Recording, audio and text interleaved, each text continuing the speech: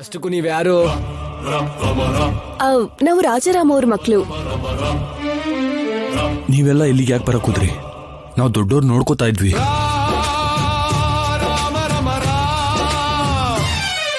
ರಾಜಾರಾಮ್ ಅವ್ರು ಬರ್ದೆ ನಿಮ್ಮನ್ ಕಳ್ಸಿದಾರಾ? ನಾವಿಲ್ಲಿಗೆ ಬಂದಿರೋ ವಿಷಯ ನಮ್ಮ ಮಾವಂಗ್ ಗೊತ್ತಿಲ್ಲ. ಆಗ್ಬಿಟ್ರೆ ಯಾರ್ ಬಂದ್ ಕೇಳಿದ್ರು ನಾನ್ ಬಿಡೋದೇ ಇಲ್ಲ.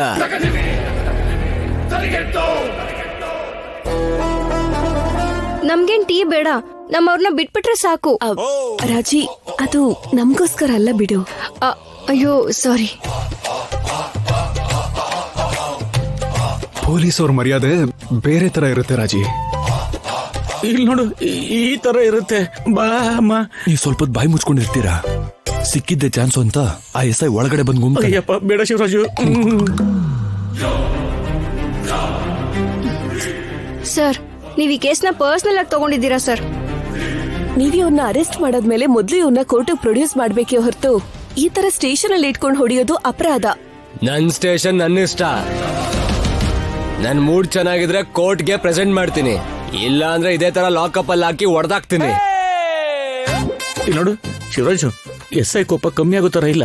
ಕನಿಷ್ಠ ನಮ್ ಗಾಯಗೋಸ್ಕರ ಔಷಧಿನ ತರ್ಸೋಣ ಹೊರತ್ರ. ಕುಡಿದ್ರೆ ಹಾಯಾಗಿರುತ್ತಲ್ವಾ? ಸ್ವಲ್ಪ ಸುಮ್ಮನೆ ಬಾವ. ಹಾಗಿದ್ರೆ ಎಂತ ಪರಿಸ್ಥಿತಿಲೂ ನಮ್ಮವ್ರನ್ನ ಬಿಡಲ್ವಾ ನೀವು? ಆ ಯೋಚನೆ ಇಲ್ಲ. ಓ, ಸರಿ ಸರ್. ಸರ್ಗೇನೋ ಗಿಫ್ಟ್ ಕೊಡ್ತೀನಿ ಅಂತೀಯಲ್ಲ, ಕೊಟ್ಬಿಡು. ಬೇರೆ ಏನ್ ಮಾಡಿದ್ರು ಸರಿ, ಲಂಚಕ್ಕೆಲ್ಲ ಬೀಳಲ್ಲ ಈ ಎಸ್ ಐ. ಅಬ್ಬ, ಏನ್ ಬಾರಿ ನಿಯತ್ತಿರೋಂತರ ಆಡ್ತಾನೆ. ಅಪ್ಪ ನೀವಿವಾಗ ಅವ್ರನ್ನ ಕೆಣಕ್ಬೇಕಾ?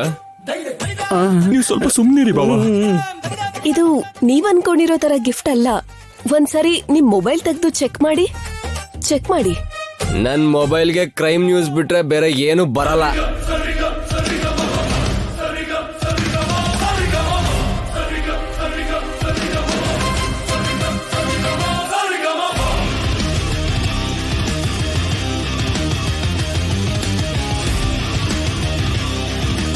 ನೀನ್ ಒಪ್ಕೊಂಡ್ರೆ ನಮ್ ಶೋಭನೆ ನಡೆಯುತ್ತೆ, ಇಲ್ಲ ಅಂದ್ರೆ ಬಲವಂತ ಮಾಡ್ಬೇಕಾಗತ್ತೆ. ಇದೇಗ್ ಸಿಕ್ತು? ಆಕಾಶದಿಂದ ಸಿಕ್ತು. ಆದ್ರೆ ಅಲ್ಲೇನು ನಡೀಲೇ ಇಲ್ಲ.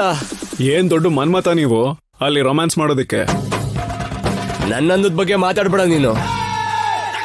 ಈ ವಿಡಿಯೋ ನಿಮ್ಗೆ ಎಲ್ಲಿ ಸಿಕ್ತು ನಿಜ ಹೇಳಿ.